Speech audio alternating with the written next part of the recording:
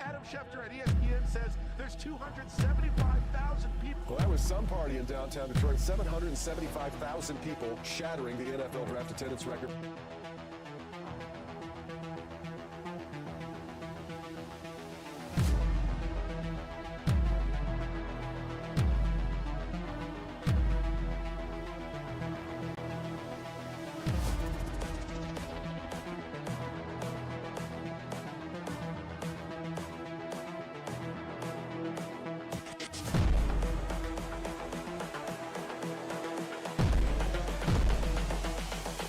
This is the future. All grit.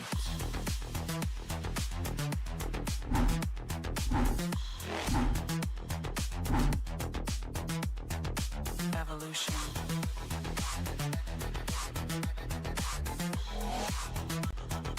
This is the future. All grit.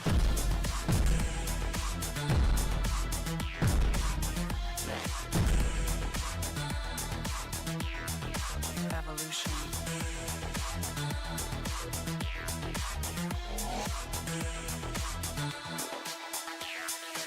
All grit.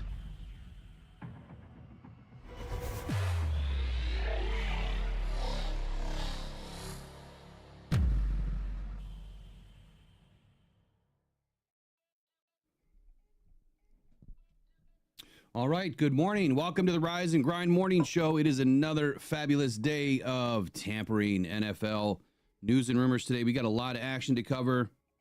Be joined by Eric and Riley here this morning here in just a few moments. And, oh man, we've got more breaking news just popping right now. Let me get the guys in here. Welcome into the Rise and Grind Morning Show. We're going to skip some intros. We're going to get right into it because we got a lot of action already.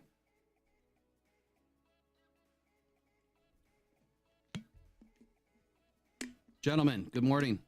Good morning. Good morning. Did you get that text I just sent you? Yep, just got it from you. Yeah, I have not seen the update for Minnesota, but Eric, give us the update on the Minnesota Vikings. Just happened a few moments ago.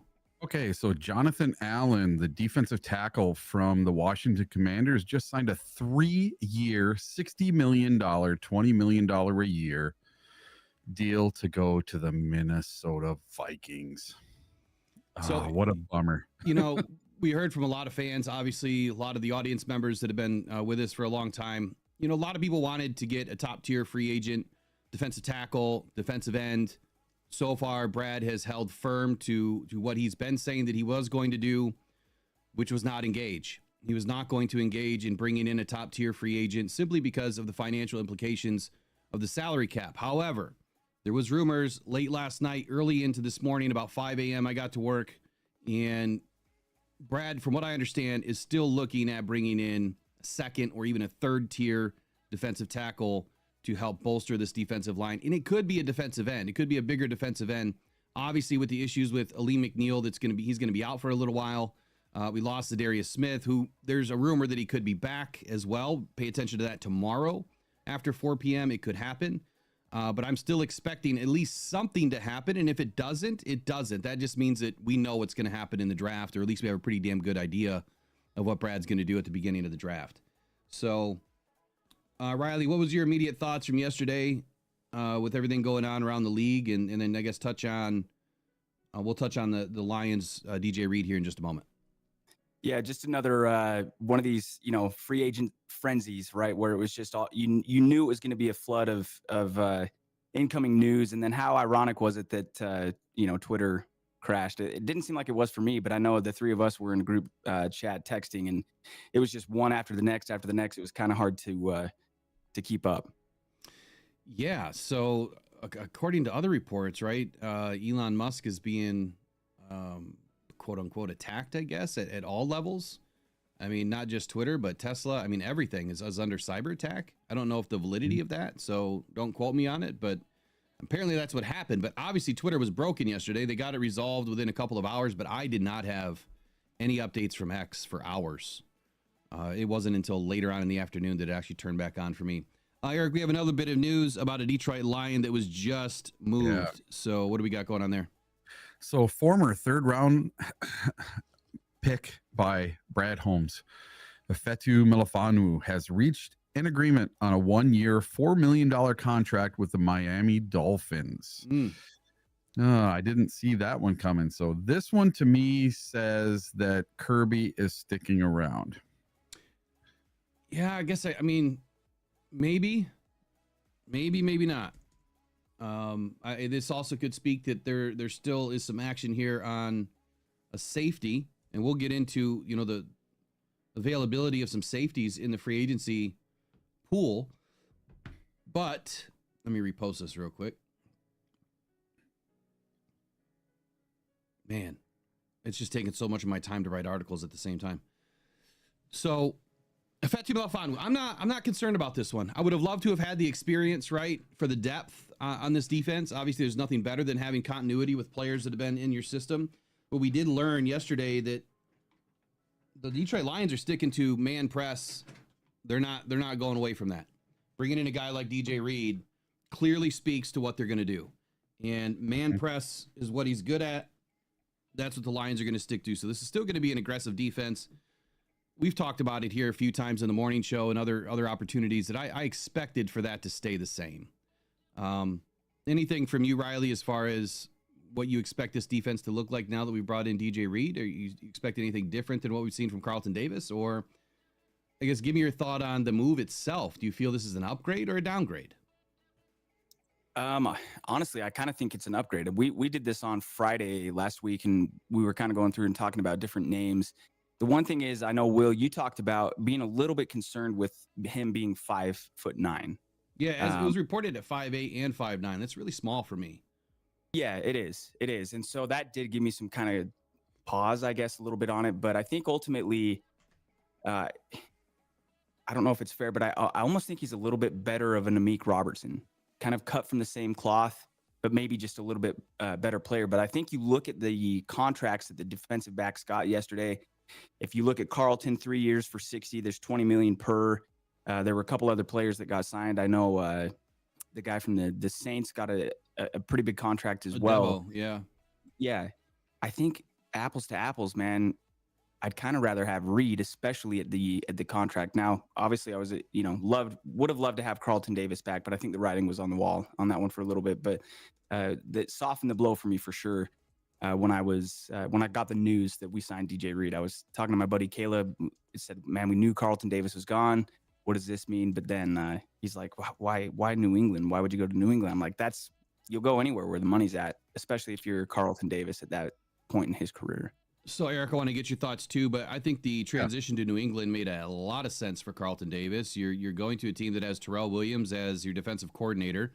Good relationship there between those two guys. He knows that he's going to slot in and fit well into the style and scheme that Terrell Williams is going to want to run. Mike Vrabel, obviously a defensive-minded coach. What they've built already in New England is insane. In the matter of a couple of months, they have really done a great job already at turning the ship around and going in a different direction. Can they put it on the field? Maybe not year one. Maybe it'll take a little bit of time. But then again, we always see worst to first. New England could be that team this year. So, Eric, what was your thoughts on the DJ Reed signing yesterday, or soon to be signing? Well, at first, I didn't know much about the guy. Really didn't, because I never had my sights set on him. I thought for sure it was going to be Carlton or one of these other players. I didn't think we were going to get the number one rated free agent cornerback in this free agency period. Like, seriously, he was rated number one by basically everywhere. And so I didn't think we even had a shot to get the best guy. I thought he would be going for the most money, and it seems he's going for the least money. I don't know why.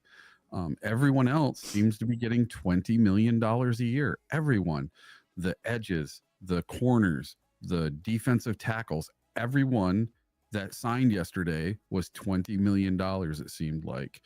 And I think that's just a little too rich for the Lions' blood. And I am amazed that they get this done with DJ Reed. And now the more and more I look into it, and the more I look into seeing just who this guy is, the more I'm really liking it. So I want to get into the chat here in just a moment. I'll give you my 2 cents here on DJ Reed, and I'll give you a rumor. So the rumor was yesterday that DJ Reed was about to back out of his deal. And from what I understood, this was not anything more than about money. when DJ Reed started to see these contract numbers get thrown up for Carlton Davis and others, he's got his hands out like, what did I just do? Why are you speak to being the number 1 overall rated corner? Well, why is Carlton? I mean, I thought Carlton Davis was the number 1 overall corner that was rated for this free agency period. DJ Reed was up there, but 60 million for one and 48 for another and 46 for another. That's a big difference at $4 million a season. And I think that the pause that, you know, some people were saying that he was about to back out, from what I heard, it was about money. And I think his agent steered him. Now, I don't know this for a fact, 'cause I didn't have a conversation with anybody. His agent steered him in the direction like, look, you back out, you may not get anything. It might, you don't take the money now, you might not get the money later. So with everyone getting signed quickly, I mean, it was Carlton, it was Reed. I mean, it was instant. So I think that, again, speculating here, we'll find out potentially at some point. Maybe some of the insiders that are more inside the room in Allen Park will find out if there was negotiations that broke down with Carlton Davis. And if they did, he was signed, and then they immediately, you know, get to Reed's camp and get him signed. At $48 million, I mean, that's a big contract. We were under the impression that Brad did not want to spend more than $12 million a season. Well, this is a little bit more than that. So not terrible, but you definitely couldn't have got Carlton done at 14 to 16 million a year. He wanted max money, and he got max money in New England. Here's my 2 cents. Look, Detroit wasted no time here making headlines yesterday in free agency. I mean, they wasted a lot of time. There was a lot of action, honestly, between the time that it started and the time that the Lions finally jumped in, you know, into the pool, you know, with everybody. That they jumped right into the deep end, though. And they went to DJ Reed, reported a 3-year, $48 million contract. Obviously, this move was intentionally to fill the void of Carlton Davis. Adding a 3-year deal to this room with the likes of Terrion Arnold, I'm still not out on the fact the Lions won't add another corner in this draft. And I actually think that they will. This move obviously is important because we want to have a solid defensive back room again this season. We saw what happened early last season. When you have a really good defensive secondary and you have a really good defensive line like we started with last season, they play off of each other. The better your backfield is, the better your defensive line is going to be. Now, Reed's path to the NFL, he was initially drafted by the San Francisco 49ers in the 5th round of the 2018 NFL draft. He spent the first 2 seasons in kind of like a reserve role before injury and training camp during his 3rd year really led to his release with the 49ers. He settled in with the Seahawks quickly. He really transformed into a reliable starter right away. I feel like that's kind of where his career started to take off. He racked up 22 starts over 2 seasons. And then in 2022, he signed a 3-year deal with the Jets. Now, he's, again, solidified his reputation as a bulldog on the field, and that's what he is. Your analogy here, Riley, of another Amik Robertson-esque player, I think that that's a very good analogy. Amik Robertson is known as a bulldog on the field, just scrappy, gritty guy. Reed is that, and possibly even more. Those guys are they're gonna go at it in camp. I can see it already. They're gonna have a fun camp, but this competition is going to breed a very positive cornerback room. Reed's role in Detroit is simple. He's coming in and expected to start. Amik Robertson's not going to make that easy on him. I'm expecting that Amik is going to challenge him every bit of the way, and I'm good with that. I think that you have Terrion, obviously, as your cornerback 1. DJ Reed is your cornerback 2, unless and until someone obviously rises to the top. He played primarily as a slot corner in San Francisco, and then when he transitioned to Seattle, it kind of made strategic sense, obviously, for him to kind of utilize his talents, and he was on the outside and the inside. So I expect him to do a little bit of both. But now we have Terrion Arnold, we have Amik Robertson, we have Ennis Rakestraw. I mean, all 3 of those guys are capable of playing on the outside. And then the Lions also have flexibility to optimize their defensive alignment when and if needed. We still have the likes of Brian Branch that can play in the nickel, but he's primarily going to be back at safety. This safety room, this DB room, in my opinion, is going to be one of the better ones in the league. Yes, I was not high on DJ Reed simply because of his size. I am high on who he is as a player. I am high on the fact that he plays well above, right, his size. And size is part of it, but if you don't have the intangibles, if you don't have it from the neck up, then you're not going to play well. And for a guy his size, he has had to utilize, more of his strengths in other areas. He's a very intelligent, cerebral football player. That is the biggest thing you could say about a football player. I think he's going to have to stack on his 2024 season. He had a really nice season last year. He was, matter of fact, 2 seasons in a row. But according to Pro Football Focus, he was ranked as the 6th best available player in this free agency cycle. And while the Athletic placed him as the number 9 for his performance, he was highlighted by a consistent 70 plus overall grade for 6 consecutive seasons, culminating in a 70.1 coverage grade in 24, which ranked 31st among qualifying cornerbacks. His impressive metrics included a lockdown percentage of 51.28%. Pretty damn good. Now, he showcased ability to neutralize opposing receivers. Didn't matter the size. So I watched some video. He lines up on the number 1s with ease, and he did it all last season again. Now, he only had 2 interceptions during his few seasons with the Jets. His durability has been a significant asset. The guy just stays on the field. He missed just 5 games over the last 3 seasons. His alignment, primarily opposite of the standout corner Sauce Gardner, allowed him to maintain a respectable opposing passer rating of 87.1. Enhancing depth in free agency is key for Brad Holmes and the Detroit Lions, and I think the Lions did just that. Last bit here. Who are the Lions now going to continue to explore in free agency? Are they going to bring Kendall Vildor back? Is Khalil Dorsey going to nurse his injuries and come back? I don't even want to say Emmanuel Mosley. I think that they're going to run away from that situation. At least I hope so. But I think that this is now a turning point in Detroit, that the Lions are getting better. They're getting deeper. And man, are they bringing in some talent right now. I know it's not a ton. Yesterday, we had pretty much 2 signings and a release and all that, but I think they're making the right moves here. Eric, I'll kick it over to you for any thoughts, and then we'll go to Riley. Well, there's some things about this guy. So DJ Reed, he forced 6 incompletions, tied for 10th. But guess who he tied with? He tied with Carlton Davis and Amik Robinson, and he only allowed 10.2 yards per reception in man coverage last year. So he did play 156 snaps in man coverage last year, and that was 35th amongst all cornerbacks. So he can play man, and I think that's what he's going to have to do coming over to Detroit, because we are a very heavy man defense, but I think this guy is going to fit in just well. Riley? Yeah, I think I saw he sent out a tweet. This was on February 11th, but this is DJ Reed. He said, "I was a 0-star out of high school. I walked on, played at JUCO, junior college. He was a 5th-round draft pick. 3 contracts later. Moral of the story, don't let anybody label you or put their fears on you." That's, a Brad Holmes, Dan Campbell type of mindset, if I've ever heard one. And then as you're talking, Will, it kind of brings to me, like where you mentioned, he's playing opposite of Sauce in New York. What are the chances, and we don't have to spend too much time on this, but can Terrion step into that true number 1 corner role? That's going to be an interesting thing going into next season. If you're asking me if I think Terrion can do it, the answer is yes. I think that last year was a learning year, just like every rookie has, right? They go through a learning phase in their career.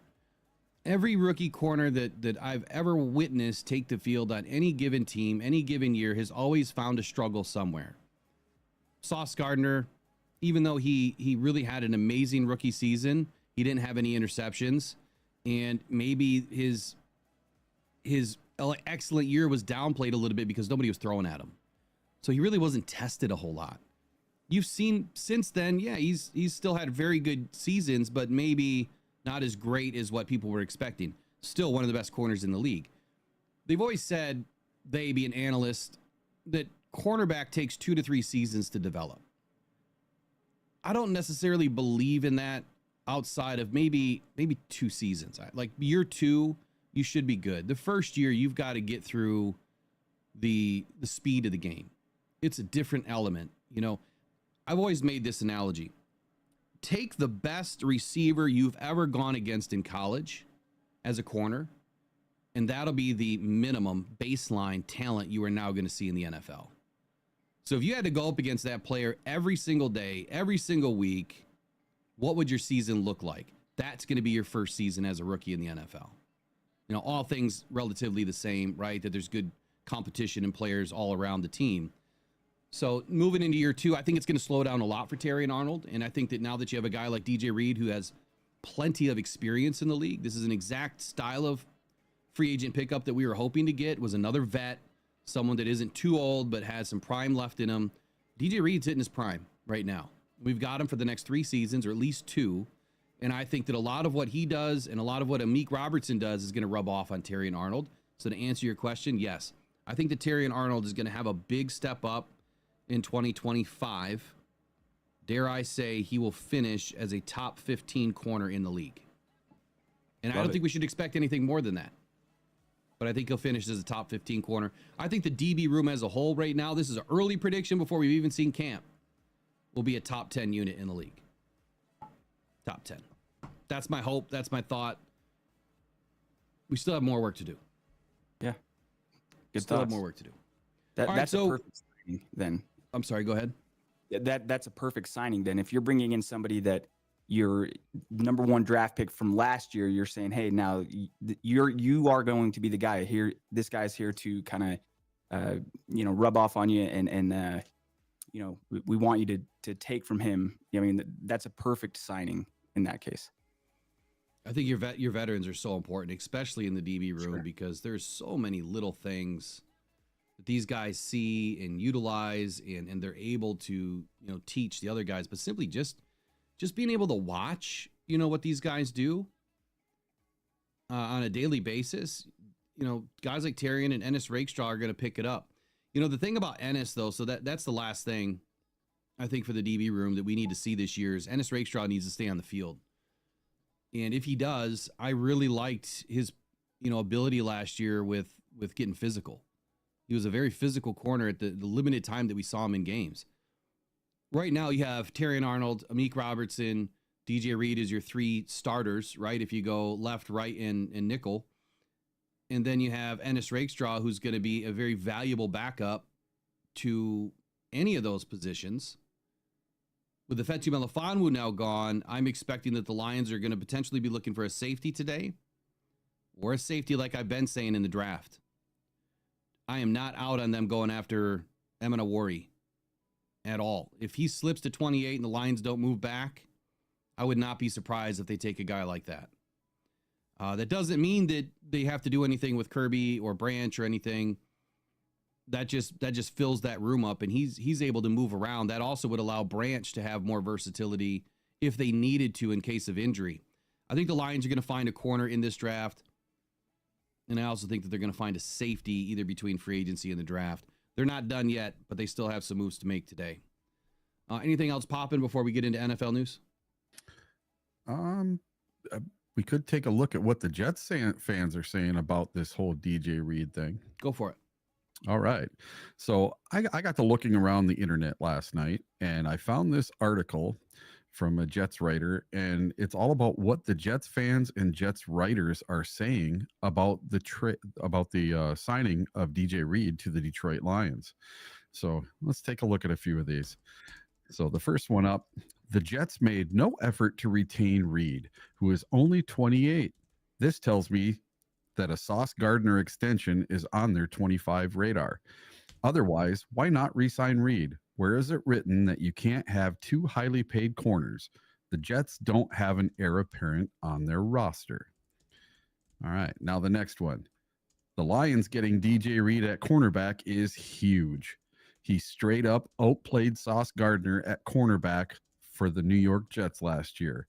Could be the biggest free agent signing of all of them. Happy trails to DJ Reed, a terrific Jet and one of the better free agent signings in team history. DJ Reed getting $4 million less than Carlton Davis. Wow. And then DJ Reed in 45 games with the Jets, 172 tackles, 43 assists, 2 interceptions. Don't let the door hit your butt on the way out, DJ. Great player, but have had this in the drafts since December. And then DJ played with more passion than most of the team and was a top 10 to 15 cornerback through his time here. Sour ending, But who didn't hate the end of the Rodgers era? Bro, he was amazing for us. Played through his entire contract and was elite. So this guy played through his entire contract. He didn't sit out the last year. He didn't throw a fit because he didn't have a new contract. That's the kind of players I like seeing the Detroit Lions pick up in free agency. I think that's good, Eric. Really good thought to go, and I usually do that. Well, I'll go look and see what the home team is saying about a guy that, just let go. And I think it's so funny, the whole, people being bitter, like, well, fine, we didn't want you anyway, man. Don't let the door hit you on the way out, right? It's always the shiny new toy. But I mean, we were talking about it, I know, last week, and obviously it's a name that's been floated around a lot, but I don't know, man. If you just look at 3 years for Davis or Reed, and Davis gets 60 and Reed gets 48, what you can do with that $12 extra million. I mean, I appreciate Carlton Davis for sure, but I think that was always a 1-year deal, right? Yeah, it was. And I think that, do you think that Brad's maybe kicking himself a little bit, when he probably would never admit this, right? But do you think he's kicking himself that when everyone was asking about, an extension right away when Carlton entered Allen Park? I mean, that was like one of the first questions that I heard from one of the guys in the room. Mm-hmm. And I was thinking, yeah, that makes sense. Carlton was open to it. At least he said he was. And then Brad poo-pooed the idea. He's like, yeah, not right now. So to your point, maybe it was always a one and done. They got what they could get out of the guy, and they were going to move on and look forward to something else. Obviously, they've seen what Terrion Arnold's, able to develop into. The future's bright for him, and they're probably less concerned now. I know that some Lions fans are considering Terrion to be a bust. I just don't understand that. He's a rookie. His first year, he's going to have some issues. You look at how Terrion, his trajectory through the season.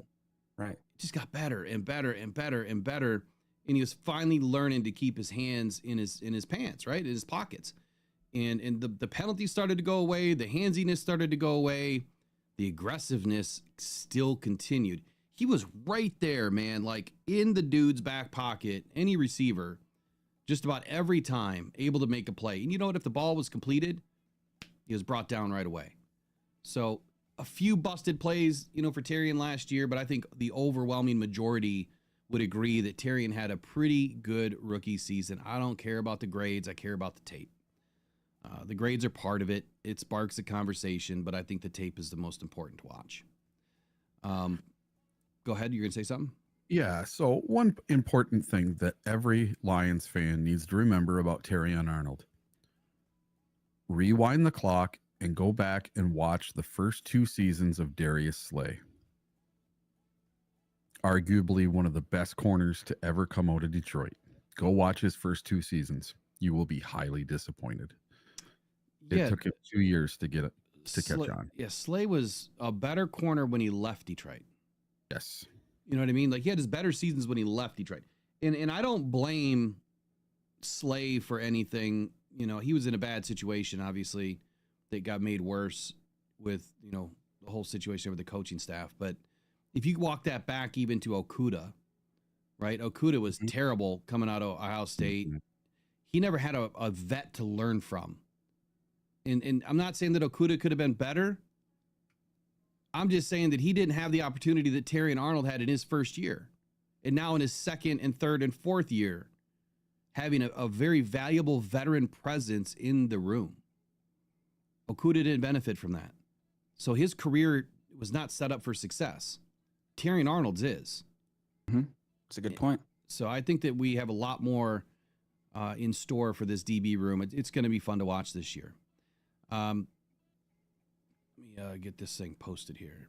So speaking of Slay, and I'm sure it was talked about yesterday extensively, but he is a Pittsburgh Steeler now, correct? Yes, he is. Pittsburgh Steeler, and then we may be getting into it in some news, but Javon Holland on the move. Javon Holland? Yes, sir. Where's he going? He's headed to the New York Giants. Okay. Let me pull up the contract details. I just saw the name. Yep. Looks like they got him for 3 years. He will sign a 3-year contract worth $45.3 million, according to the New York Post. So Javon Holland leaves Miami. He is the newest Miami Dolphin.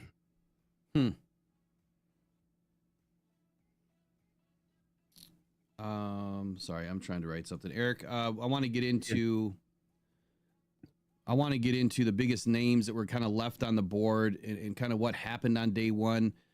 But I think I'd rather start with, I guess, let's do some instant reactions here. Let's skip down to instant reactions to the worst moves and maybe the best moves made on day one, since we kind of started with Detroit Lions news, which was the most important today.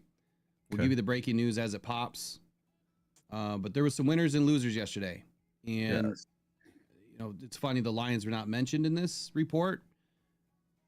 Let me just get this thing posted, and then we'll dive into it. If you have anything short that you want to go over real quick, let's do it now. We could just say Dan Skipper.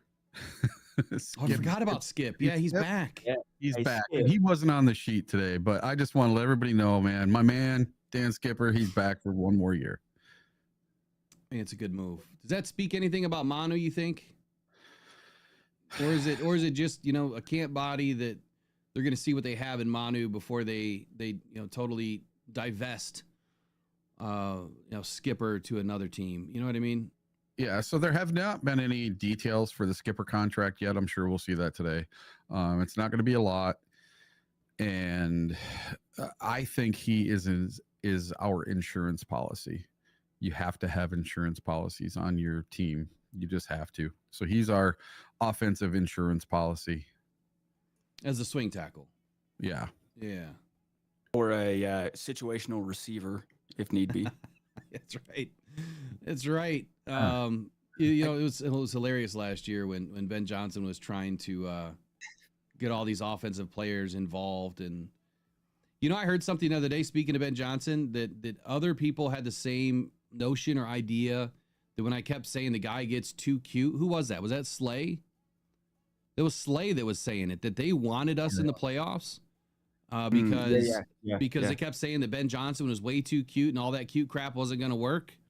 Mm-hmm. That was Darius Slay calling him out. You know, I agree. There was too much cuteness going on. Obviously, it bit us in the ass in the last game. Do you think we'll have less of that this year? Yes. I think that we're going to finally get back to just hard-nosed football. Yeah. You know, hard-nosed football. Yeah, that wouldn't hurt my feelings whatsoever. No, nor mine. Doesn't mean that we won't have trick plays. Of course we're going to have trick plays.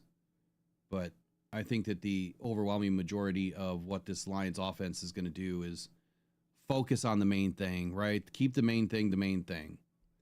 And the main thing is winning football games. All right, we got oh shoot, I got to edit this. Yeah, there's so many names. You know, Sam Darnold to Seattle, J.C. Horn gets that deal with Carolina. This is, I think you said it yesterday at one point on one of the streams.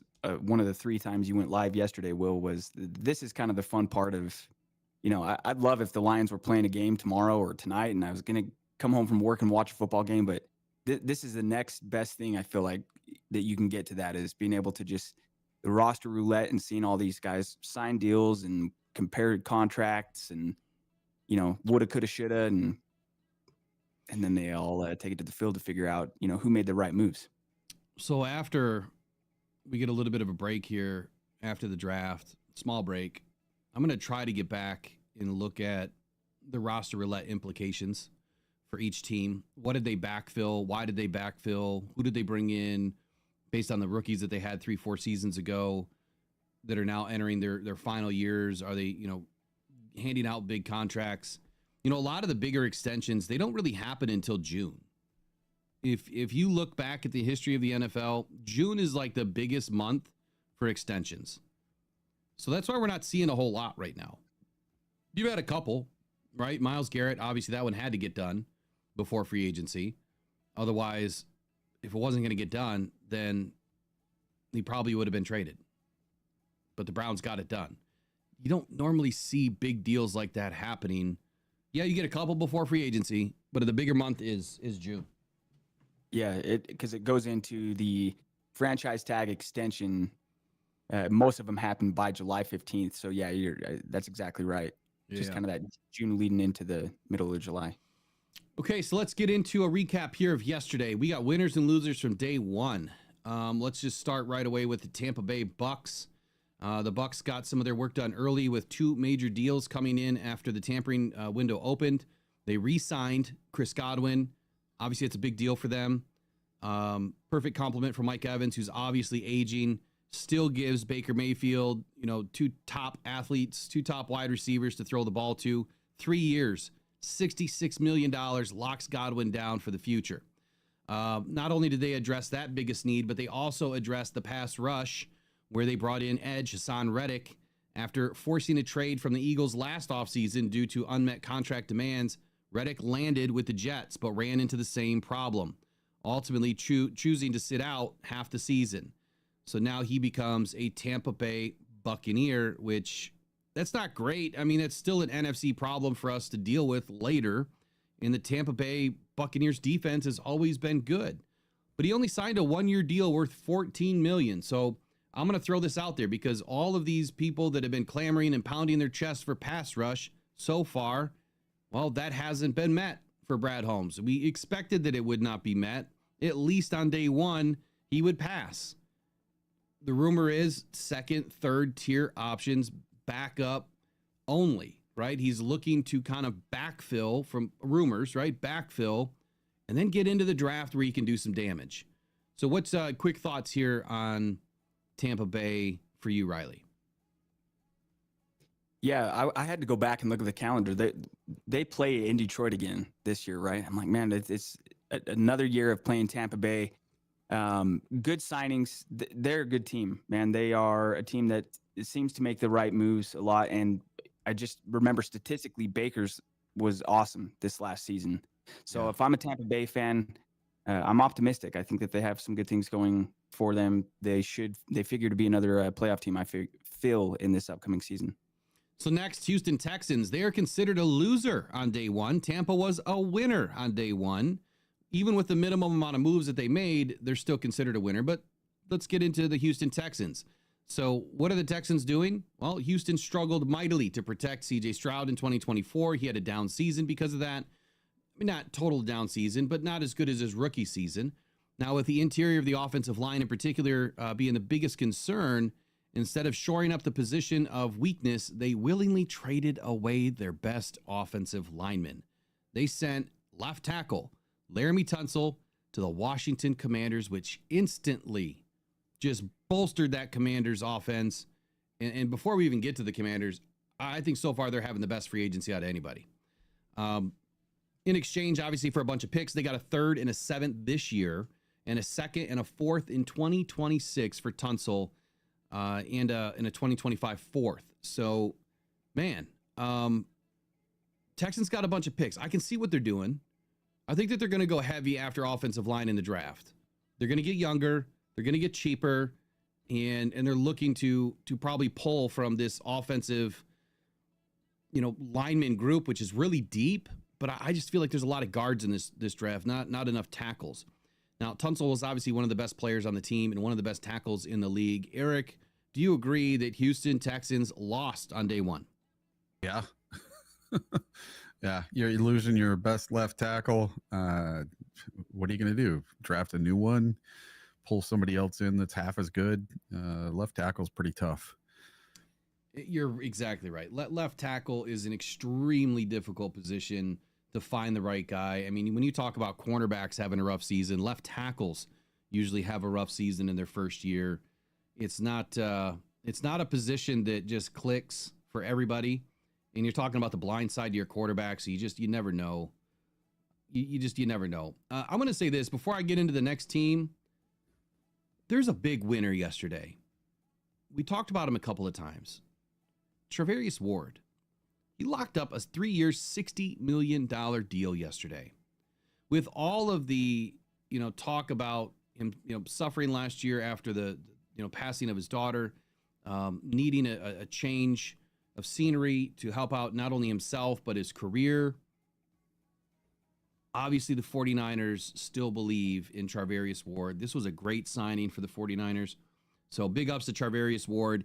He's my biggest winner of the day or of the week so far, simply because, you know, when anyone's ever battling a mental health issue, this obviously, you know, for the passing of his daughter, that's incredibly difficult to deal with. So congratulations to him, man.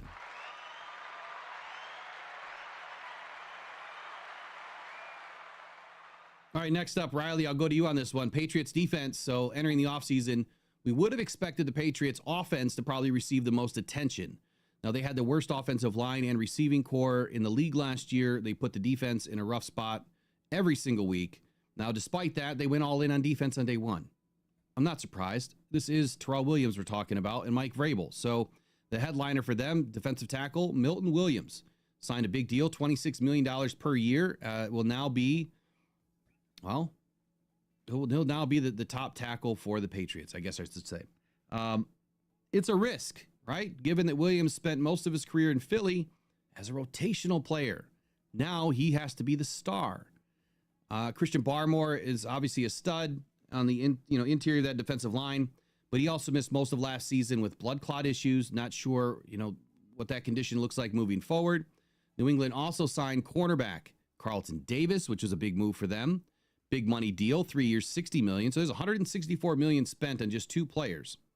He's going to be sliding as their number 2 corner across from Christian Gonzalez, who's a rookie that was just added a couple of seasons ago. They also added linebacker Robert Spillane and defensive tackle Kairos Tonga to round out the depth chart as well. You can argue that they overpaid for Williams and Davis, and those deals might age poorly. The Patriots didn't neglect the offense completely, though. They did ink right tackle Morgan Moses to shore up one tackle spot and kick offensive lineman Michael Onwenu back to inside guard. What do you think here about the New England Patriots being winners yesterday in opening day of Tampa period?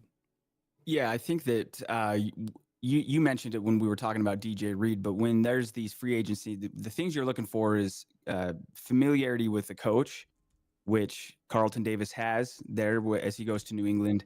And then you're looking at, how stylistically the players fit. And so I know for New England, they are optimistic about the fit between Davis and Gonzalez as your primary cornerbacks.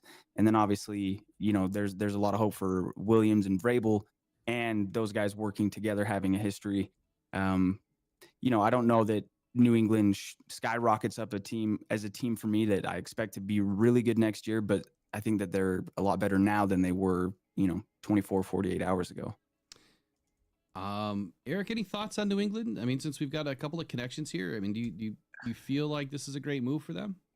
New England's putting a team together. Now they got Harold Landry a day or two before free agency even started, plus all these guys they got in free agency. And almost all these guys have ties to one or both of the coaches. Yeah. They've either played for them or they've dealt with them on another team. They might be putting something decent together. Now they're buying a lot of these pieces, which I don't really care for. Have to see what they do in the draft. If I remember right, they have like 9 draft picks. So I think New England might start turning things around in the next year or two. I'll put it this way. What was their record last year? Like 4 and something?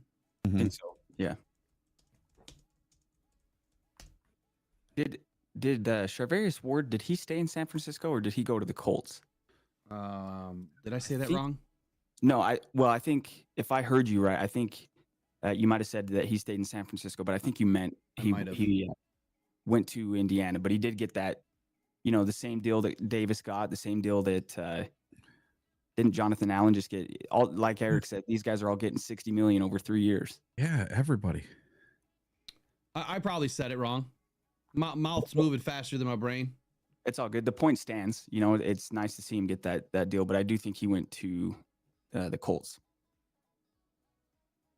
So, hold on here. I was looking up something here. And according to Trace, we need 4 more likes to get the ads off. Yeah, we're at 71. So if you have not preemptively hook you guys up, just step out for 1 second. Let's get those ads turned off with some more likes. Just like the stream. Do me a favor. If you guys have not subscribed, I got to do my morning begging, right? That's what I'm told I'm supposed to do. Here we go. Thank you for watching the Rise and Grind Morning Show. It is Tuesday. We're getting into tampering day number 2. Please do us a huge favor. Like and subscribe to the channel. We're giving away mini helmets. We gave one away yesterday. I don't remember seeing the email from the gentleman. So if you're on again this morning, send us the email, mailbag@rockdown.com, so we can get you your mini helmet sent out right away. But if you're new to the channel, why haven't you subscribed? You watch daily, you listen daily, just hit the subscribe button. It helps us out. Turn on notifications so you know when we do pop-up lives. That's when we give a lot of materials away, a lot of Lions gear. That's from us to you. Like, it's our gift to you. You guys earn it each and every day by showing up and helping this channel. It's something that we're going to continue, each and every season. By the way, raffles are going to restart. We've got a draft coming up, so we're going to be doing raffles again this year to help out Rockdown Cancer Foundation, and they're going to start this week, and they're going to continue through the draft. So we're going to put some big things out there. Hopefully, we can earn a lot of money for Rockdown Cancer Foundation. Like, share, subscribe. Appreciate you guys joining us this morning. Okay. Yeah, Charvarius Ward went to the Colts. My bad. So, as far as the picks with New England, yeah, they got a boatload. They got 1, 2, 3, 4, 5, 6, 7, 8. They have 9. And they have 1, 2, 3, 4. They have 5 in the top 107. That's crazy. 5 in the top 107. They are primed at pick 4, pick 38, pick 69 to grab 3 game changers within the first 2 days. It's going to be interesting to see what they're going to do. So to your point, Eric, yeah, they're buying a team, but I think that this is a team that with the cap space that they have to start somewhere. Now, if you continue to buy every year, I think that's when teams run into trouble. Like, you just can't continue to buy a team every Bears, F the Bears. You can't continue to buy a team every year and then expect to be competitive, because at some point you're going to lose. Right? You're going to lose all of that ability to retain these players, and you're going to run out of cap. I lost my sheet here. Give me 1 second. On that note, because it kind of seems like I was thinking of that yesterday, because we were talking about, like a team like the Bears that's buying this talent. It's like, well, is it wrong? Is it a bad thing to acquire talent? But when you get down to the DNA of it, there are those cultural. That's why the Lions had to be so careful with who they acquired last year, not just who was available. When they had to go get Zadarius Smith, but you've got to bring in somebody that all the other players, the Hutches, the Sewells, the Goffs, the St. Browns, that they're going to take kindly to, that they're going to welcome in. And it's part of it's being professional, but the human ego is a very real thing. And if you're just, you get a big contract, you get a big contract, you get a big contract, and everyone just gets in a room, that doesn't win football games. It doesn't translate to, so I don't know. I think Bears fans, sure. I mean, I'd be happy if with the moves they're making. I mean, you've got nowhere to go but up. But you're skipping culture building steps that I think the Lions have taken that I feel like will keep them in contention this upcoming year. It's going to be hard to win the NFC North again, I feel. But it's definitely going to be tough this year. But I agree with you on that whole statement. It's almost like the Oprah Winfrey: you get a car, and you get a car, and you get a car. Yeah. Here, you get a contract. You get a contract, and yeah, no, I think the Bears they're up against it. I think that they're starting to build a little bit smarter this year, but again, Jonah doesn't make any sense. All right, so we got a big loser on the board here, and that would be the Seahawks general manager, John Schneider. Now, apparently, voluntarily opting into a rebuild is an odd choice. At least that's what's being floated around the NFL.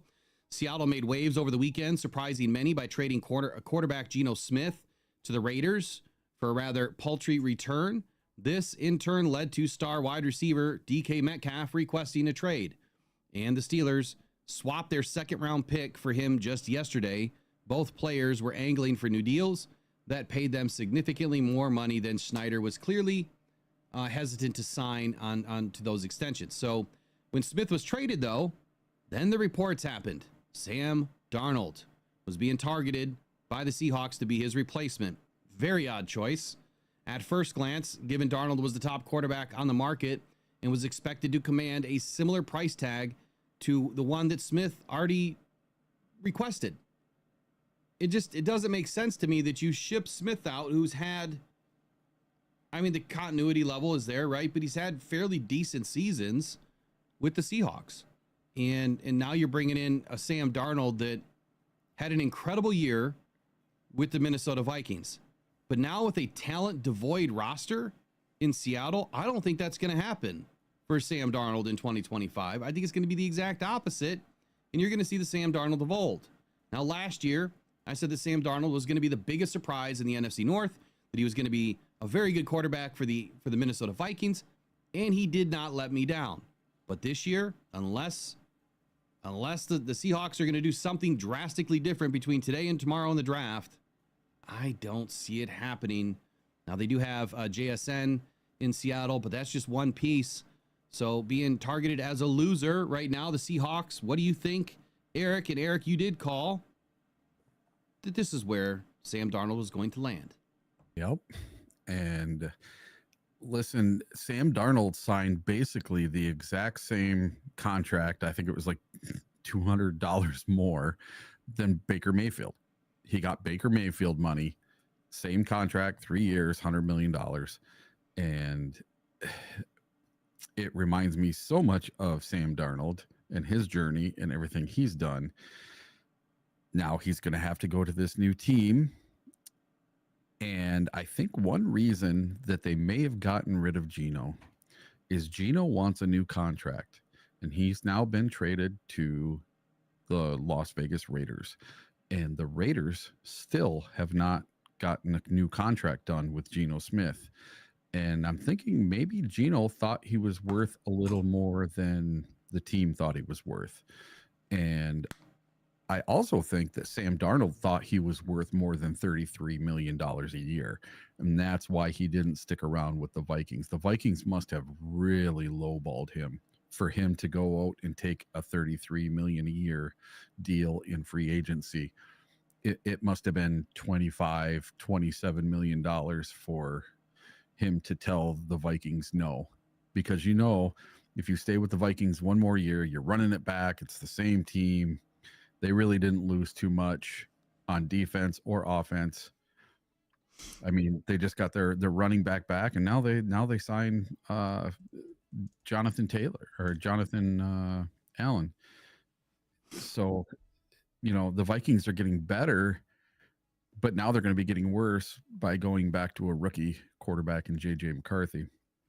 Rookie on the field first year, second year player, but he hasn't touched the field yet. A couple of earth-shattering moves yesterday.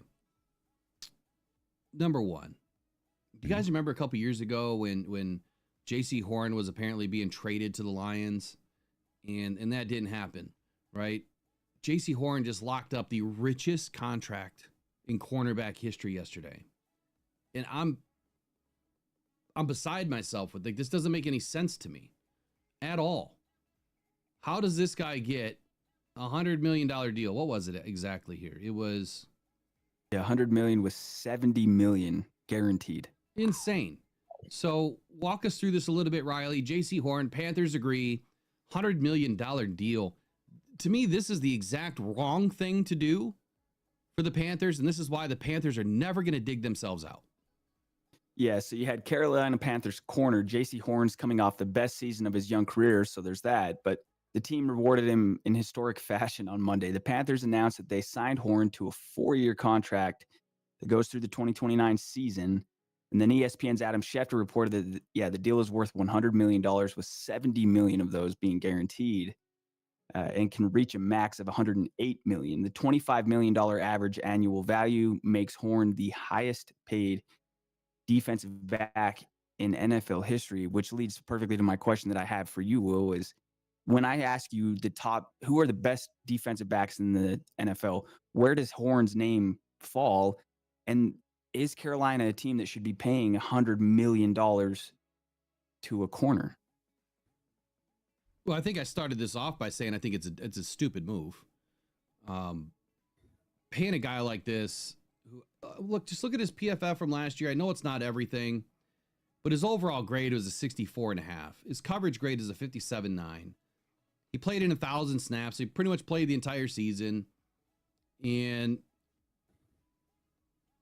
he had 7 missed tackles, 2 sacks, 1 interception.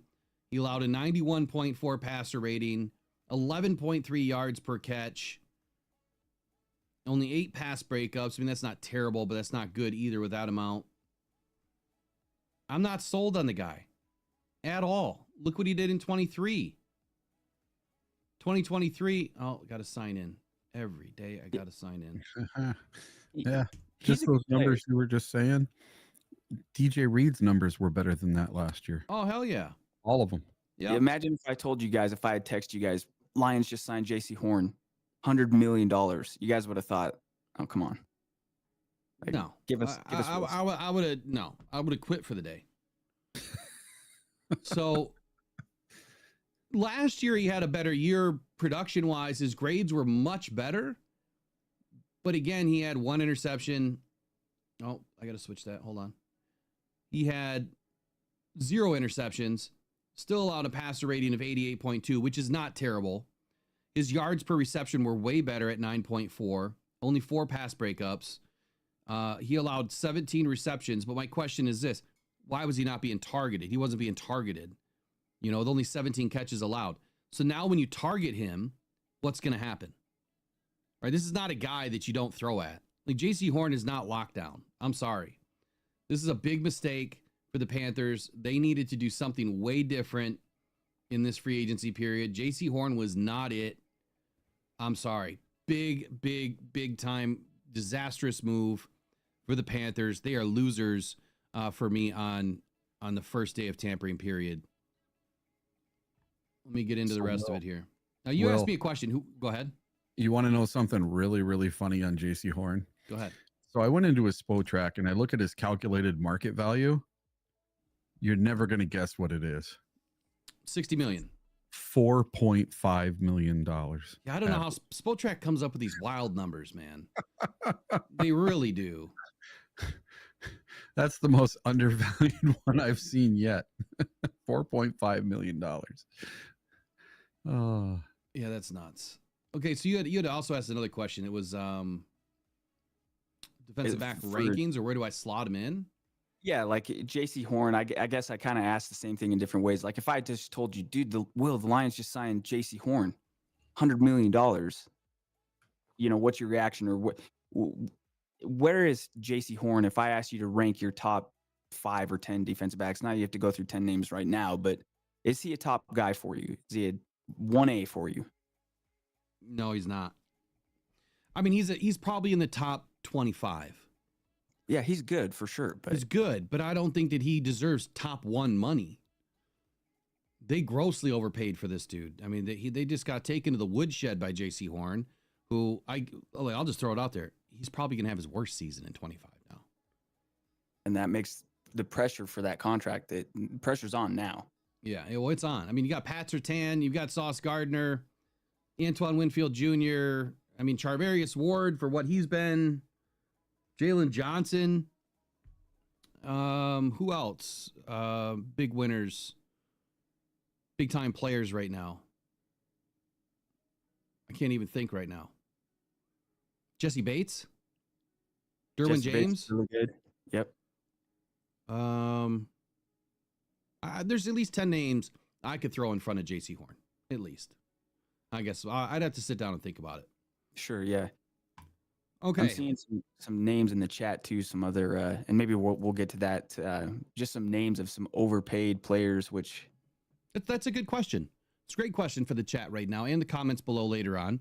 Who would be your top 10 list of corners in the league right now that deserve top 1 money over J.C. Horn? Because I just don't think he's the guy. I just don't. I mean, his record speaks for it, in my opinion. Let's talk about the other winner that we don't really want to talk about, and that is F the Bears. Apparently, they are winners yesterday. Now, Chicago could still use another receiver to round out the passing attack for this season, but their offense is light years improved right now, thanks to some judicious moves by Ryan Poles, which I don't believe in Ryan Poles. Again, you're still buying everything Now, bringing in Jonah Jackson, big mistake, not going to work out. But then they brought in Joe Thuney. That was a smart move. He also tripled down on the offensive line investments by signing center Drew Dahlman. This year, I've been saying emphatically, I expected the Bears to go after the offensive line. You're bringing in a guy like Ben Johnson. He knows the value of having the number one offensive line in the league, or number two, or at least the top five. It is not a surprise right now that they're targeting an offensive line and trying to reshape this offensive line to give Caleb Williams some time. Makes perfect sense. I did not expect for him to go this hard, this deep, this early, and expected them to potentially address some of this in the draft. This changes their draft. The Bears can now do whatever they want at pick 10, and I think that that's Ashton Genty. Without a doubt, the Bears might even move up to make sure that they can get him. Ashton Genty was the guy that I've projected to the Bears for weeks now, and now you're seeing it as of this week, and even a little bit last week, some of the other analysts are projecting Genty to the Bears. I think they're finally waking up to the fact that this is Ben Johnson that had Jahmyr Gibbs, and he knows what Genty could be behind a good offensive line. So this doesn't surprise me at all. I'm just a little bit out on the fact that they brought in Jonah Jackson. Ryan Poles still spending a boatload of money trying to build as opposed to draft. If they do not draft a tackle or a guard, this is an epic failure because they're not filling that pipeline. They're just expecting to pay guys that you have no idea how they're going to fit into this team. So, Eric, let me go to you first. Yep. Do you believe the Bears are winners so far based on what they've done? They are buying the team. They're not drafting the team. They're not building it. Right, but do you think they're winners with what they've brought in so far to help Caleb Williams? Yes and no. Are they going to, is that line going to be better than last year? Most likely. Without a doubt, yeah. Yeah. Now, Jonah, I do question. Is he going to clip his fingernails wrong and decide not to play for them? Or is he going to push through and actually play for them? Is he going to hurt his shoulder in preseason and not play a snap this year? Is he going to do what he did to the Rams this past year? Sign this big contract and then the bed, you know? That would be my worry with Jonah. Now, Jonah's been a Pro Bowler before. He's put it together. He knows how to do it. I know he's got it all there, but I think it's more mental than it is physical with him when it comes to these injuries, because it's little stuff. And Dan Campbell pretty much said as much, and that's why they let him test free agency last year, and they weren't going to pay him $17 million a year. And I'm glad they didn't pay him 17. Imagine if Brad would have paid him $17 million a year. It wouldn't have worked. We'd be even in worse cap situation than we are right now. And we'd be looking for a left guard. And we probably, you know, having had Graham Glasgow, we either would have not had Graham now, or we wouldn't have had Mahogany. So I'm kind of glad the way it went. But yeah, I think he's going to have a little more protection next year, and they're going to have a little bit of run game, because I think in the draft, they're going after Genty. Yeah, I think so too. Riley, what are your thoughts? It looks like we got a Packer in the house. Let's welcome in Steve. Steve says, my Packers got Nate Hobbs. Steve, give us your opinion. Is your team a winner or a loser so far through free agency? And then Riley, what's your thoughts right now on the Bears? Yeah, welcome, Steve. I saw that we got Nate Hobbs. I heard and Googled it. I'm like, did we? And that's maybe he's a Packers fan. So welcome in, Steve. And yeah, I think the Chicago Bears, man, it's if we said like at the end of the season, if you gave them a list of all of the moves that they've made by March 11th, I think that they are rightfully so feeling pretty good about it. Now, it does need to translate onto the field. There is the notion that the Bears are always the offseason champions. I get that, but it doesn't mean you stop trying, right? And now you're right. I would hate if they get Gianti, because I start getting really nervous. I think the whole thing with Chicago is it hinges on Caleb Williams, and that's not, going out on a limb saying that. It's most teams go as far as their quarterback takes him. I believe in his talent. It's what's up in his head and his leadership ability that it remains to be seen. But I think that the Bears have so far the biggest needs that they've had. I think that they've addressed them. And that's exactly what you want. You want a young, new, hot coach. It's an offensive mind with a stud quarterback. You just drafted 1 overall a year ago, going into a draft with like, man, we're playing with house money. We can do whatever we want, get skill positions. Rome Odunze's there. The Bears make me nervous. Okay, let's transition to the Packers for just a moment, and we'll round out NFC North. Packers didn't do anything yet, really. I mean, they got Nate Hobbs. I think that they got a decent deal for him. 4 years, $48 million. That's not a bad deal. They also brought in Aaron Banks, guard. Was Banks re-signed? No, he was brought in. I can't remember where Aaron Banks is from. San Fran. Okay, San Fran. Brandon McManus back on March 4th. Got a contract extension. And then Isaiah McDuffie. They also worked out a contract extension with him. So far, not a whole lot going on with the Packers. Now they do have a bevy of picks. They've got 23 overall, 54, 87, and 123, and then 4 more on day 3, round 5, 6, and 2 7s. So they have plenty of draft capital to make some waves. Why are the Packers not spending money right now? Are we going to see a flurry today is the question. I don't know. I don't know what the Packers are doing. So far, I'm mid on the Packers being winners or losers. I think right now you got to give them a score of incomplete. We just don't know what they're going to do yet. Yeah, the one thing the Packers have always done, they ignore free agency. They really do not bring in a lot of high-priced free agents. It was really surprising when they brought in Josh Jacobs last year. And listen, that is their MO. And every year their fans lose their ever-loving minds because they're like, are we ever going to do anything in free agency? Are we ever going to get anybody? All the good players are gone. They build through the draft. That's why they've been so good for so long. And I think Brad looked at that and said, hey, these guys might be onto something. Let's fill a couple of needs and we'll get the rest through the draft. And that's what I'm hoping the Lions do as well. I'm not expecting 15 free agent signings. I mean, some of them might be lower tier, re-sign guys, but yes, I am sure about that. Are you sure? You just said that Brad Holmes is taking a page from the Packers? Eric, shame on you. Yeah. And shame on you. Everyone wants to be a dog until you got to do some dog shit. Yeah, so no, Brad is not following in the path of the Packers. Brad is forging his own path that he built in. Damn it, Eric, come on. Yeah, but hey, what has Brad always done? 3 or 4 days into free agency, everybody's freaking out. Oh, we haven't signed anybody. Oh, all the good guys are gone. And then he pulls out Carlton Davis and he pulls out, some of these other guys. So, right. Riley, what do you think about the Packers?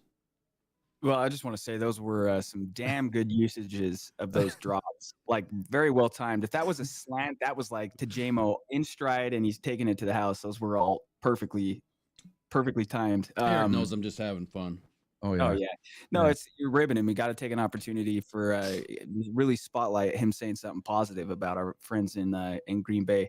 But yeah, nothing really stands out to me from moves that they made, but I think Eric said it pretty well. That's not necessarily a bad thing. A good team stays good by just making supplemental moves. Could we see Cooper Kupp end up in Green Bay? Oh boy. Maybe we're coming around to that, but that's a spot that I don't want to see him, that I, for some reason, can, and I hope that doesn't come to fruition. But that could be a really good pairing there with Jordan Love and Cooper Kupp. They really could. And they're going to release Kupp today. Right. They're going to release Kupp if they don't have, I think by tomorrow, they're going to release him if they don't find a trade. But they're not going to find a trade partner for Kupp. He's going to be on the open market. I can almost guarantee it. All right, let's transition to the Vikes here for a moment. The old Skull Vikings here. They made some moves. They made a few moves. A lot of moves. Let's start with March 6th. Contract extension for Theo Jackson, safety. March 9th, they handed Aaron Jones a $10 million a year contract for the next 2 years. And then on March 10th, they extended their punter.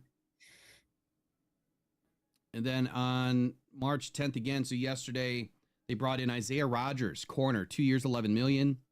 They also brought in a center, Ryan Kelly, 2 years, over $18 million.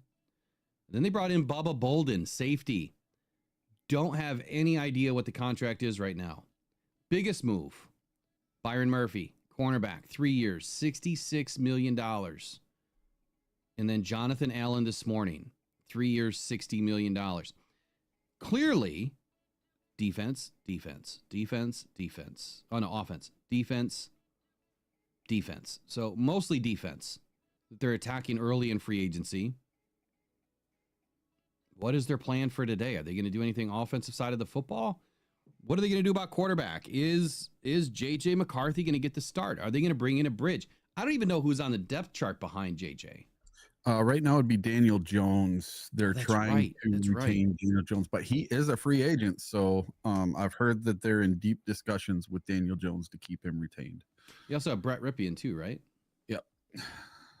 If I know anything, just in my conversations with a few Vikings people, notably Thor Nystrom, friend of the show, he has been pounding the table that no, he hasn't wavered at all. And the 100% they are starting JJ McCarthy. That's been his stance, and a lot of smart Vikings people have stood firm on that since before the season started last year. A lot of people thought he would have started at like halfway through the season, had he not been hurt. And then obviously Darnold ended up doing what he did. But I think that they are set on JJ for sure. So that's an interesting transition from Darnold to JJ. Now, JJ is exciting as far as a mobile quarterback. There's been some challenges, at least tossed around, that maybe his arm strength isn't the best. It'll be interesting to see how he connects with Justin Jefferson right away. The one name that popped up for me over the last couple of days was TJ Hawkinson, that the Vikings are not super impressed with the last few seasons for TJ, that there could be a move here, that the Vikings are going to be targeting a tight end, definitely in the draft, but there might be a move over the next couple of days with TJ Hawkinson to another team. It's a rumor at this point. We obviously don't have any credible resources that we can point to nail this down. I've tried, but TJ Hawkinson could be on the move. If you look at their offensive line, Ryan Kelly, obviously now their center for a while. Brian O'Neill, right tackle. I'm not so sure that this is a guy that is going to help them long term. I don't even know how long he's been in Minnesota. His grades are actually pretty decent last year. 6'7", 310 pounds.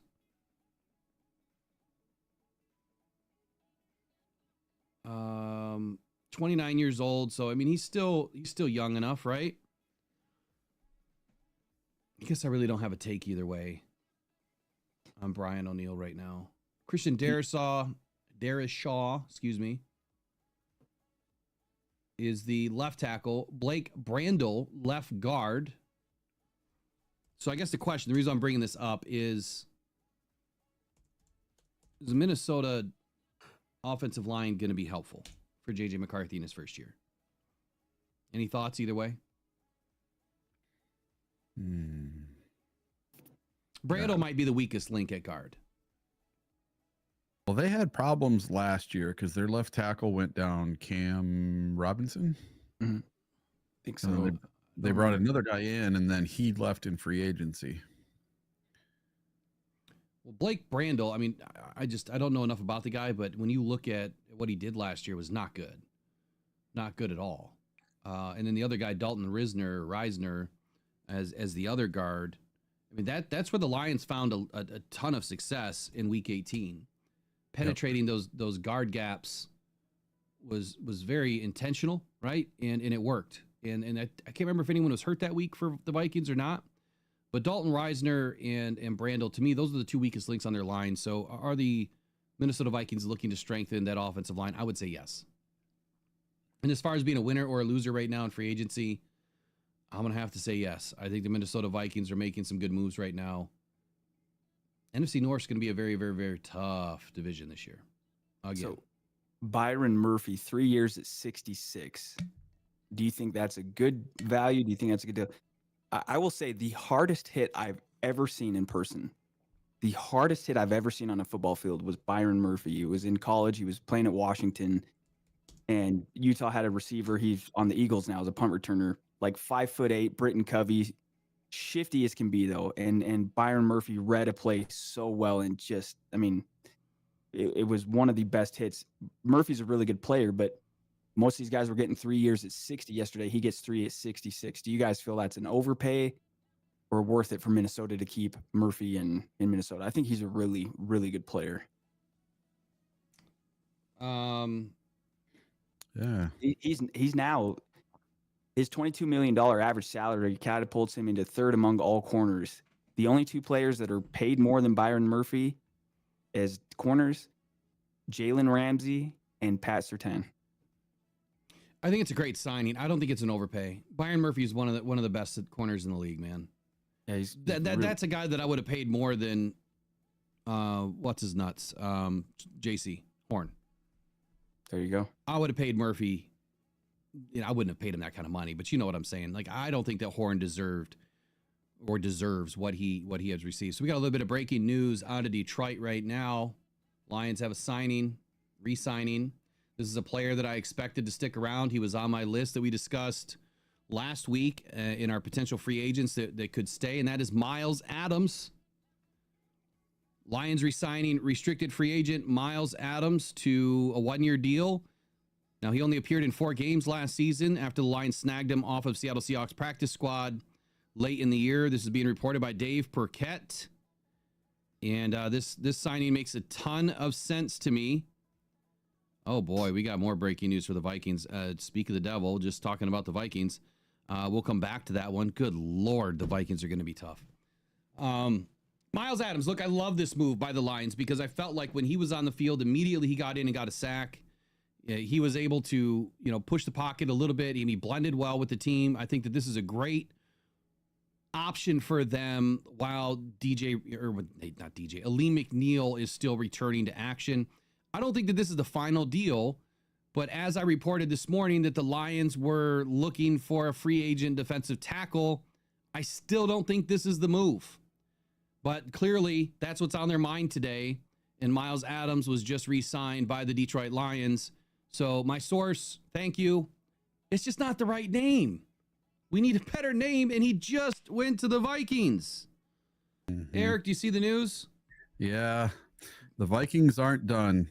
They're also closing in on a deal with 2-time Pro Bowl defensive tackle Javon Hargrave and plan to sign him after his release from the 49ers is official on Wednesday afternoon. Riley? Yeah, the Vikings are signing former Colts guard Will Fries to a 5-year, $88 million deal. Wait, back up. Say that all over again? Yeah. I lost you there for a minute. Sorry. The Vikings are signing former Colts guard Will Fries to a 5-year, $88 million deal, bolstering their offensive line. This is per Jeremy Fowler of ESPN. So they just got Will Fries. So what did I just say about the Vikings offensive line? Yeah, that someone's ears must be buzzing up in Minnesota, because here I'm saying that the offensive guards are the biggest question, and then not even 3 minutes later, who reported it?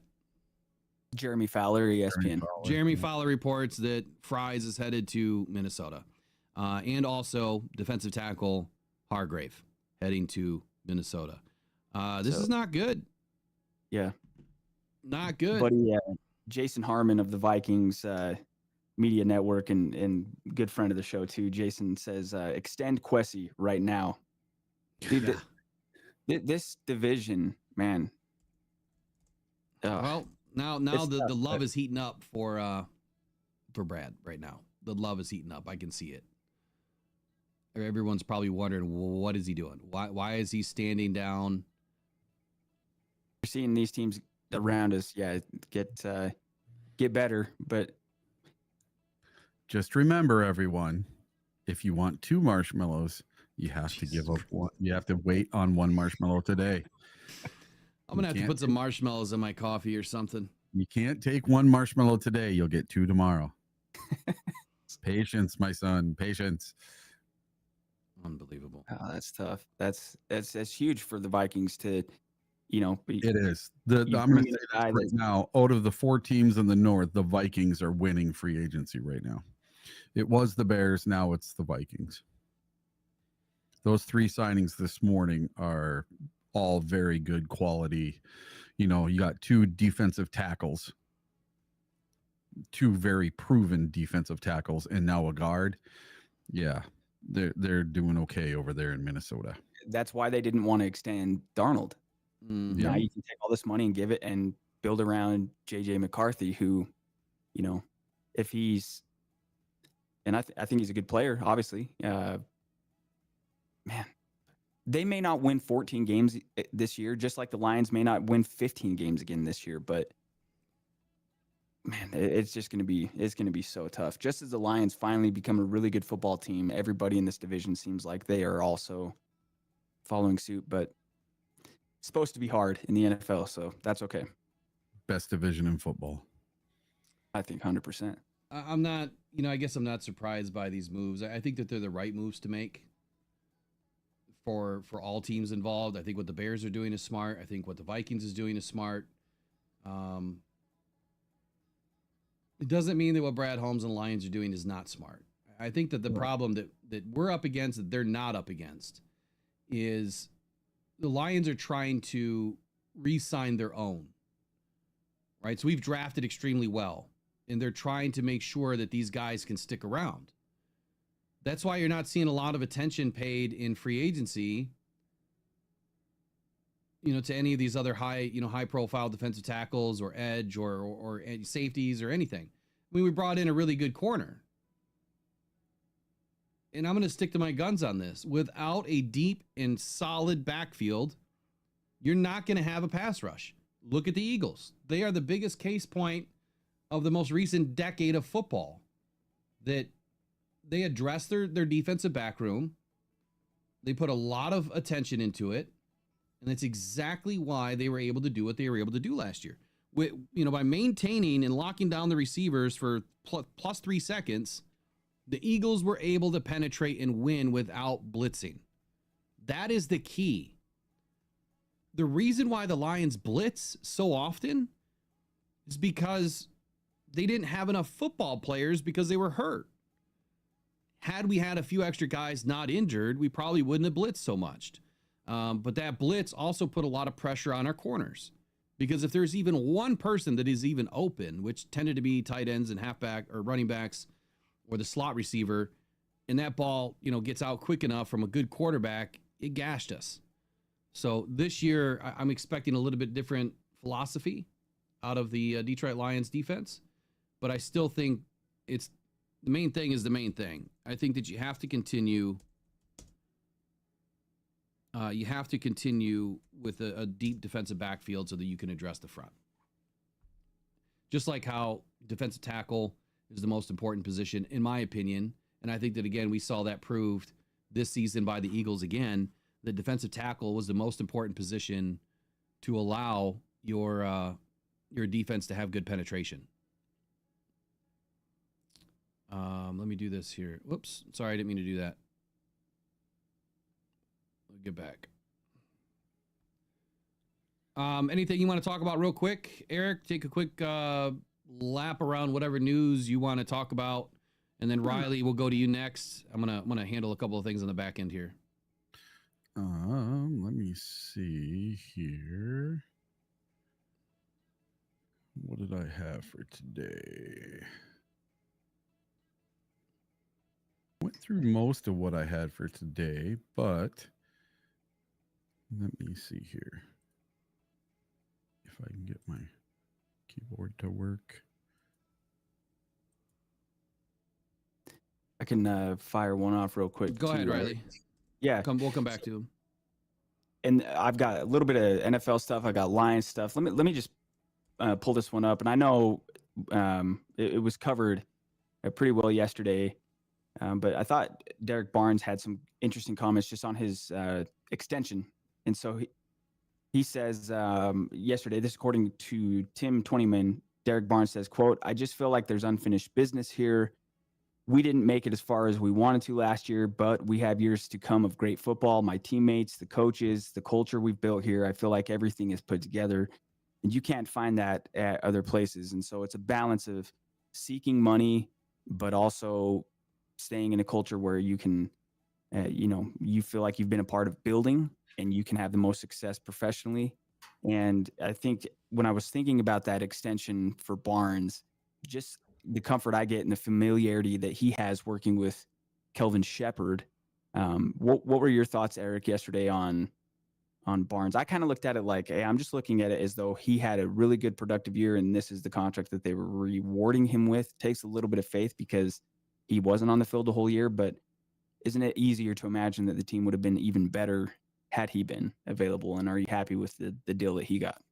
Oh yeah, I think we may have even won one more game. With Barnes against the Buffalo Bills, maybe we have a shot. Maybe in the playoffs with Barnes, maybe we have more of a shot. You just don't know. Do I think it would have helped having him versus Ezekiel Turner out there? 1 billion%. So Sorry, I'm having some struggles here. I don't know why when I go to studio mode that it starts kicking everybody's picture out of the screen. So I keep going. I'm not gonna do this right now. I'll do it later. yeah, me, I look like I might have lost my internet, my wireless internet anyway, for my other computer. So I'll have to do everything off my main. You're still good, Eric. You're good to go. Yeah. Well, see, my main computer is hardlined. There is no router. There is no wireless. But my other computer is not. All right. Sorry about all that. I was trying to fix something. I was trying to add my breaking news asset is missing. Go figure. Every day it's something different. OBS keeps crashing on me. So that's winners and losers from the first day of tampering period. Got a few minutes left here of the show. Let me see what else we can cover. So we got to know DJ Reed early in the process. Talked about Cooper Kupp a little bit.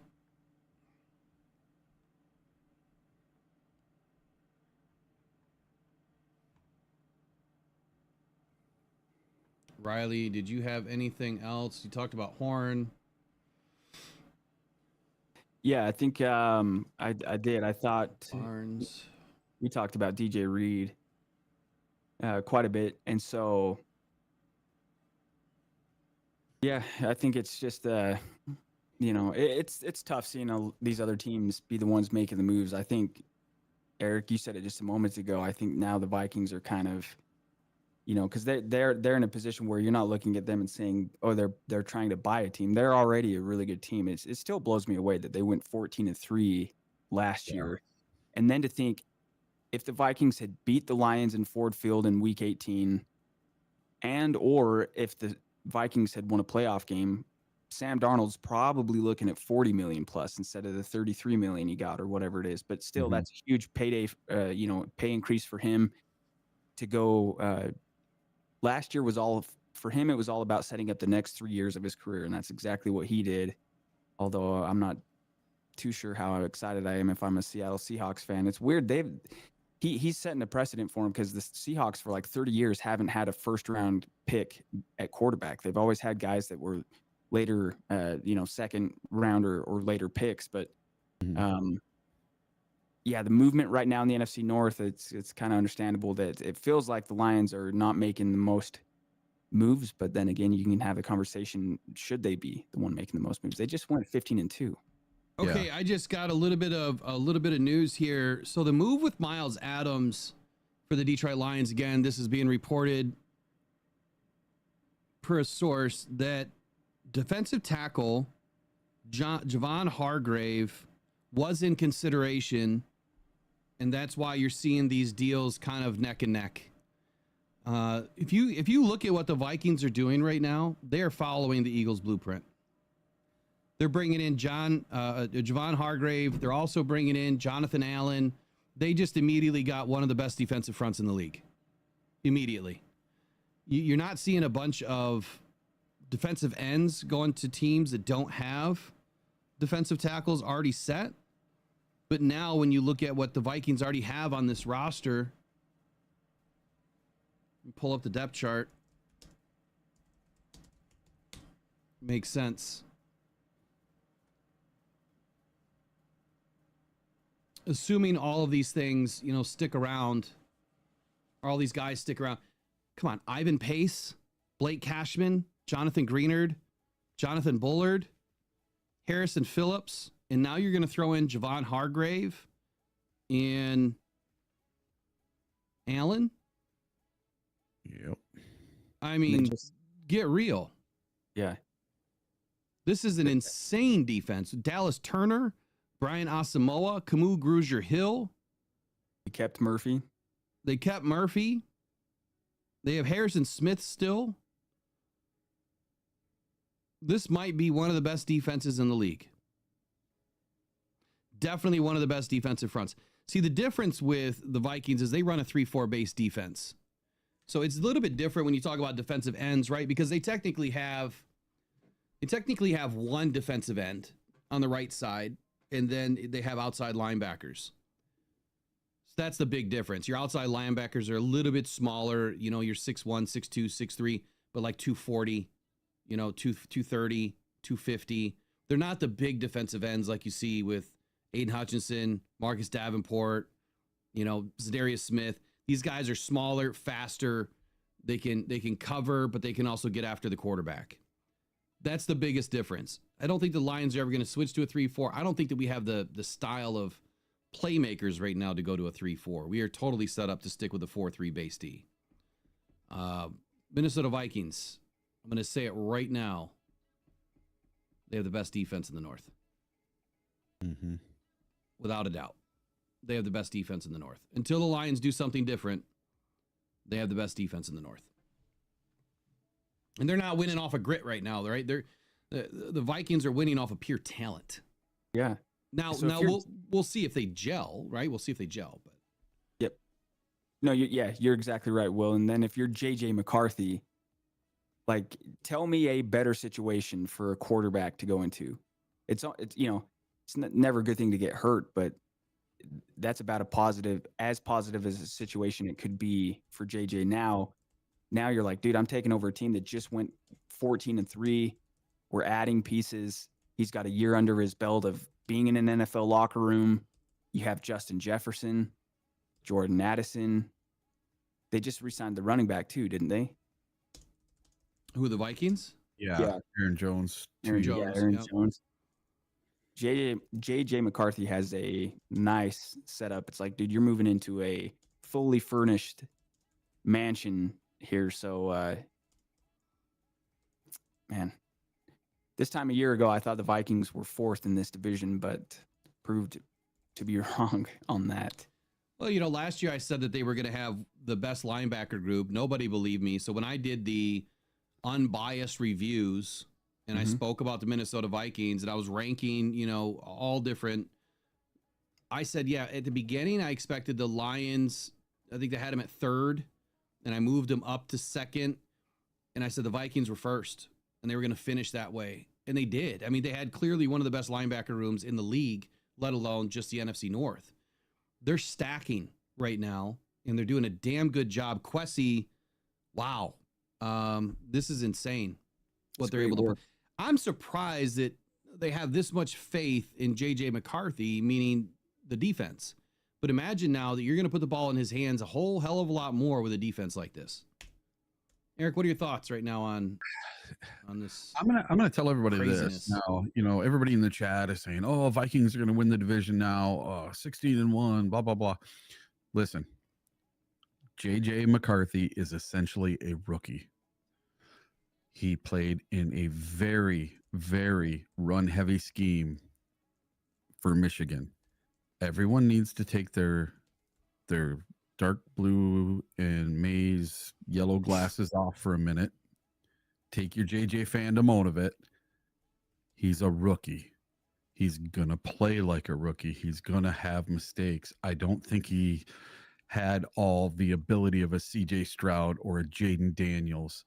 There's reason that Jaden Daniels went ahead of him. And listen, Jaden Daniels is a unicorn.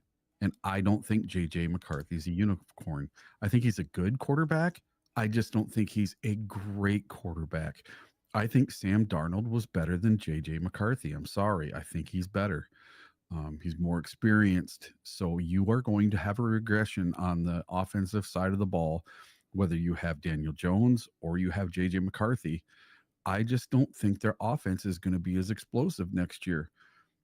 You know, it doesn't matter if Justin Jefferson's getting open on every single play, if the quarterback's laying on his back, or if he just can't see him and isn't adjusted to the speed of the game. So I would temper my expectations of JJ McCarthy in his first season as a full-time starter. I can agree with all that. He's going to have some quote unquote rookie pains. You know, he's going to deal with that. You know who's an underrated signing right now as a contract extension for the Vikings? I don't know if I missed this or if I didn't talk about it, but their free safety, Theo Jackson, honestly, one of the better free safeties in the league last year. And I'm not making this a Vikings show today, but we're talking about the latest and greatest news right now. In the Minnesota Vikings, they're winning free agency. Hands down. They're winning free agency. Now, he didn't have a ton of snaps last year. I think he's one of the more underrated safeties in this league. I think he's highly underrated. We'll see. We'll see what happens if he moves into more of a starting role this year. Definitely going to follow that one. So, defensive tackle Javon Hargrave, defensive tackle Jonathan Allen, cornerback Byron Murphy, free safety Theo Jackson, strong safety Harrison Smith. What else do they have in here? So they have, I don't know. How about Van Ginkel? They got Van Ginkel. They have inside linebacker Ivan Pace.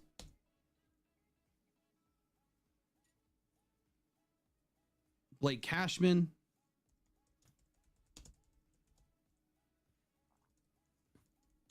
I think those are fair points too, Eric. And my concern with the Vikings, maybe not even just be this upcoming year, but they're setting up.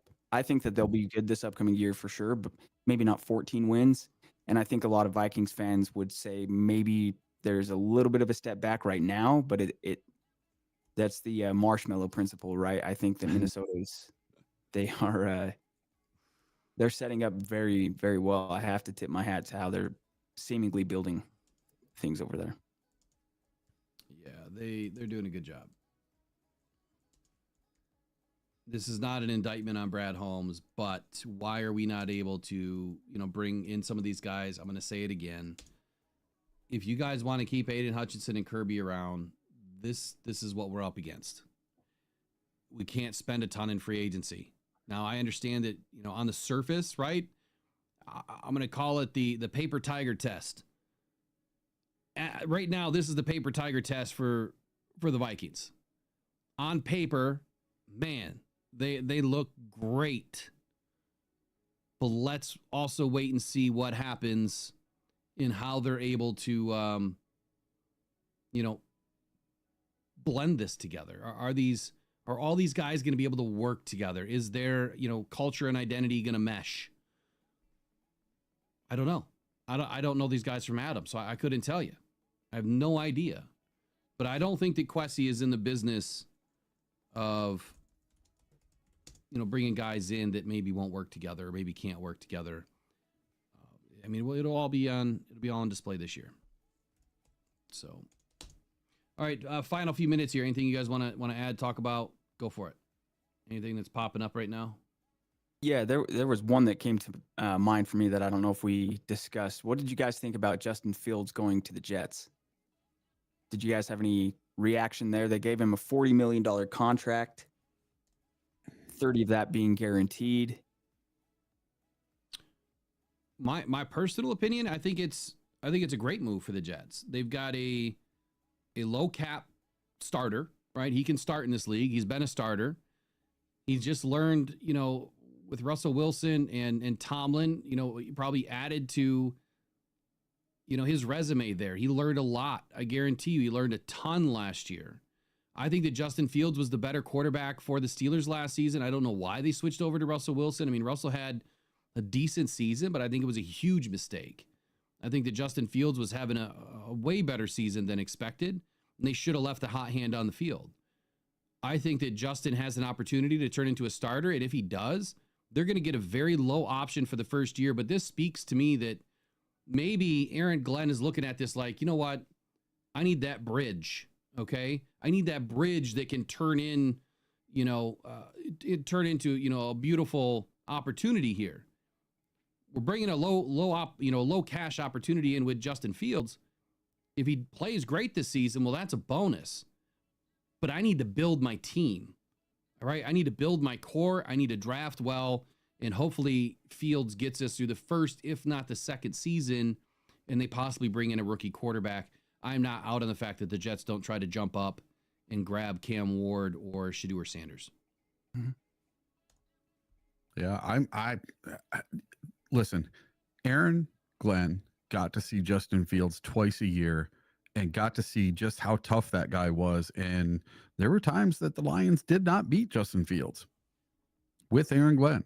And there were times we beat him, but just barely. The Bears always seemed to play us tough, and especially when it was with Justin Fields. And to me, it was mind-boggling why they got rid of him in the first place. And then he goes to the Steelers, and he goes 4-2. 4-2. He's a winner. He's winning 75% of his games. 4-2. He's looking okay. And then they sweep the rug out from under him and put Russell Wilson in. But he didn't complain. He didn't, put his head down. He just kept working, and it paid off by him getting this contract with the Jets. And maybe he's got the kind of attitude and the grit after talking with him that Aaron Glenn is looking for to rebuild this team, because Aaron Glenn is going to have to do this his way, not Dan Campbell's way, not Brad Holmes' way. He has to do it his way, and he has to be his own coach. And I think that's what Aaron Glenn's going to be. I don't think he's going to be anybody else. I don't think he's going to be a Matt Patricia that comes in and tries to be his former coach. That's just not Aaron Glenn. And I think that he knows that Justin Fields has something. He has the it. It's been hidden for a lot of years because he's been in all these crappy systems on all these crappy teams. And he's had so many coordinators and so many head coaches. It just doesn't work. I have a feeling he'll get some stability with the Jets. He's going to know exactly who he is. He is the starter. It's not, okay, we have someone else over here, but he got hurt in the preseason. So as soon as he's better, you're out, no matter how good you do. So that's got to weigh on him heavily during the season last year. And that might be the reason they lost 2 of those games, because the Steelers were looking awful good there early in the year with Justin Fields, I thought. And I think it's a genius move by Aaron Glenn. I've never thought that Justin Fields was that horrible. I just thought he was never in the right situation. Yeah. I could go with Makes that. sense. Yeah. I could go with that, but look, we got a lot more to get to. There's a lot more that's about to happen. Obviously, this day is off and running already. I've got to head off to an appointment I've got this morning. I got my cancer follow-up today, so I've got to go nail that. Hopefully, we end up all clear. I will tell you that I got some bad news last week, and I'm hoping that today we can get that figured out. So today's a big day for me. Got to make sure that it goes well. That's what I'm hoping for anyway. Oh, good luck with that, man. Yeah, I haven't wanted to tell anybody yet, but so far it's just the testing that came back that let's just hope that there's bad images, right? Let's just hope that it was bad images. Yeah. That's what I'm hoping for. So let's go knock this out, Brad Holmes. We need another great season, or 2 or 3. We started off with DJ Reed. Who are we going to add? Who do you guys think that we're going to add for the rest of the day? Let's finish with that. Riley, what's the number 1, 2, 3 on your list here for free agency? I mean, where do you think that this is going to end up for the Lions Or do you think it's just going to be a big nothing burger? Yeah, I don't know. They're really at this point, at least in this exact moment, no names or positions that really stand out to me, and I think that that's a byproduct of having a team that just won 15 games with guys locked up at most positions. I don't know if there are any pressing names or needs other than obviously what we have on the defensive line, but I think a lot of those guys are taken, and then it's just a matter of what approach the team's going to take as a whole. I don't know that there's a name. Do you guys have a name that you feel like, hey, that guy's still available, we should be getting him? Honestly, I haven't been able to cross-reference who's available. Yeah. Because so many have been taken. But I can tell you this. Let me whittle it down here. A quick note from today, the St. Brown podcast, I guess Amon Ross said, he's talking about the Bears. He says, like, I feel like the Bears have unlimited effing money. This bleep is crazy. They're just signing new guys for like $40 million. So he's keeping tabs on what they're doing in Chicago. We just got done talking about Minnesota. I'm sure. Look, we still have, my list is still, I think it's still fairly valid at this point. I don't know where my articles went. Oh, we know that Aziz is still out there, isn't he? Yeah, Aziz is still out there. Hold on here. What happened to my Substack disappeared? Where'd it go? I just need to get that list updated today, which I'm going to do. When I get back, I will update my list. Yeah, I think Aziz is still available. Here, let me just do a quick look. Available free agents. Real quick, I want to let everybody know I will be back on Tuesday. I'm going down to the Jackson, Michigan Rock, Gem, and Mineral Show. I'm leaving tomorrow morning. I have to be on their local TV station tomorrow. And then I'll be at the Gem Show Friday, Saturday, and Sunday, and coming home on Monday. Yeah, so if you guys are in the area, make sure you get down and visit Eric at the Gem Show. I'm sure he'll be dressed in his Honolulu blue. Oh, 100%. Every day, 365. And yesterday, I just finally got my my jersey ordered. I don't know why I waited so long, but I can't wait to have that on at the draft, man. It's gonna be great. So when you look at the top available free agents, Kevin Zeitler's still out there. I'm surprised. Yep. He's old, but Kevin Zeitler's still out there. And who knows if there's going to be something, done with him or not. I just want to whittle this list down, and it is not playing nice. Everything is running slow today. I think that Spotrac is just getting killed. Yeah. It's right. way behind. I just wanted to say available. And it's not. Okay. Well, I guess it is what it is. I'll be back at it later. I'm sure I'll be back on here in a few hours. Riley, final moments of the day for you. What do you think? Yeah, I'm just excited, man, for the upcoming shows this week. And Eric, hope you have a good time. At your show that you're going to, and then we'll send in love and best regards. And I'm sure everybody in the chat echoes that sentiment. Hope everything goes well for you today. And I won't be surprised to look in a few hours and see that you're back on in the studio and bringing us the content. So I just want to say thanks to everybody for being here again this morning, and go Lions. Yeah. So, a lot of action. Brad has got to get it together today to make some moves. We didn't expect a ton this year. I mean, it's just, we're up against the cap, and I hear it. We heard it from one of the callers the other week or the other show that, why does it seem like every other team in the NFL has money to sign players, but the Lions don't? And it's not that the Lions don't. I mean, they clearly just spent $48 million on day one over the next 3 seasons. So that's $16 million a year. Maybe there's a couple of void years in there that make this a little bit more affordable. The Lions still have probably about $46 million available. I still don't understand why we had X amount of dollars and then the rollover money, it doesn't seem to match to me. I thought that we had closer to 80 million. I'm going to have to dig into that today. Maybe we can get some answers as to why that those numbers are way different. Because if we don't have the rollover money, didn't we still have about 50 million anyway? Now, I know it's not true cap space, right? It's you can spend beyond the cap when you roll money over. So if we rolled 24 million over, we should be able to spend 24 million above the cap. So if our cap rate is 50 and it's 279.2 million, we should be able to spend, up to 304 million roughly this season without getting a penalty. And if that's the case, the Lions have plenty of money to make some things happen. But Aiden Hutchinson and the Kirby deal and next year's Brian Branch and Laporta and definitely Gibbs are the biggest numbers that are going to be spent over the next 2 seasons.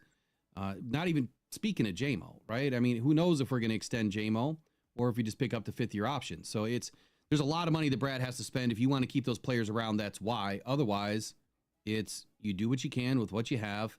You spend wisely in the draft. You make good draft moves. And look, our guys find a way onto the field in year 1. They have every season. And I don't think it's going to change this year. So don't worry. Just temper your expectations a little bit. But I don't think anything changes for 2025. The Lions are going to lock down this North. I think the 1 seed is going to be really tough to get this year again. But I'm not out on the fact that the Lions can't rise above once again and get it done. But we just won't know anything until we see these guys on the field this summer. So that's all for today's show on the Rise and Grind Morning Show. We'll be back this afternoon with coverage, live free agency coverage when I get back. So take care. Have a good morning. Thanks, guys, for, again, joining this morning. Eric, have a great show. We'll see you, I think, next Monday, I think is what you said. Or Tuesday? Tuesday. Yep. All right. We'll catch you guys later. Go Detroit Lions. Until the next time, be well. Detroit